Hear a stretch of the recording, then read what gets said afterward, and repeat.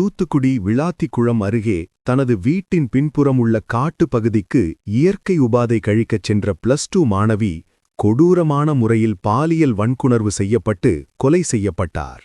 10 நாட்கள் போராட்டத்திற்குப் பிறகு இப்போது குற்றவாளி பிடிபட்டுள்ளார். ஆனால் இதன் பின்னணியில் உள்ள உண்மைகள் நம்மை உறைய வைக்கின்றன.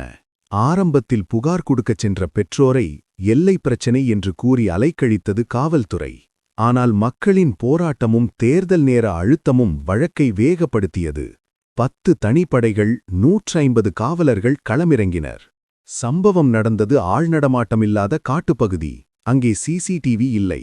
ஆனால் அருகில் இருந்த ஒரு காற்றாலையில் பொருத்தப்பட்டிருந்த கேமரா உட்பட கிட்டத்தட்ட 98 ஃபூட்டேஜ்களை ஆய்வு செய்ததில் ஒரு திருட்டு பைக் சிக்கியது. அதுதான் இந்த வழக்கின் திருப்புமுனை. கைது செய்யப்பட்டவன் ராமநாதபுரம் மாவட்டம் சாயல்குடி பகுதியைச் சேர்ந்த தர்ம முனீஸ்வரன்.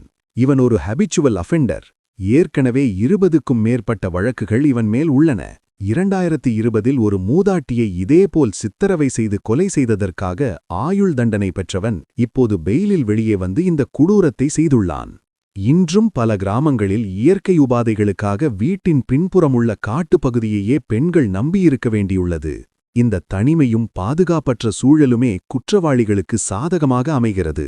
ஒவ்வொரு வீட்டிலும் கழிப்பறை வசதி என்பது வெறும் சுகாதாரம் மட்டுமல்ல, அது பெண்களின் பாதுகாப்பு அரண் என்பதும் உணரப்பட வேண்டும்.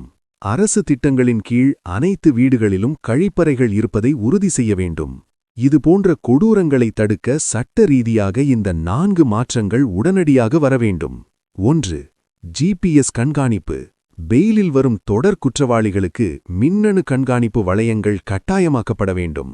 2. 0 FIR. எல்லை பிரச்சினை என்று புகார் வாங்க மறுக்கும் போலீஸ் மீது கடும் நடவடிக்கை தேவை. எந்த ஸ்டேஷனிலும் புகார் அளிக்கும் 0 FIR முறை முழுமையாக வேண்டும். 3. Fast track courts. பாலியல் வன்புணர்வு மற்றும் கொலை வழக்குகளில் 3 முதல் 6 மாதங்களுக்குள் இறுதி தீர்ப்பு வழங்கப்பட வேண்டும். 4. குற்றவாளிகள் தரவுதளம். பாலியல் குற்றவாளிகளின் விவரங்கள் அடங்கிய தேசிய தரவுதளம் உருவாக்கப்பட வேண்டும். இந்த சம்பவம் நமக்கு சில பாடங்களை உணர்த்துகிறது. உங்கள் வாகனமோ செல்போனோ தொலைந்தால் உடனே புகார் செய்யுங்கள்.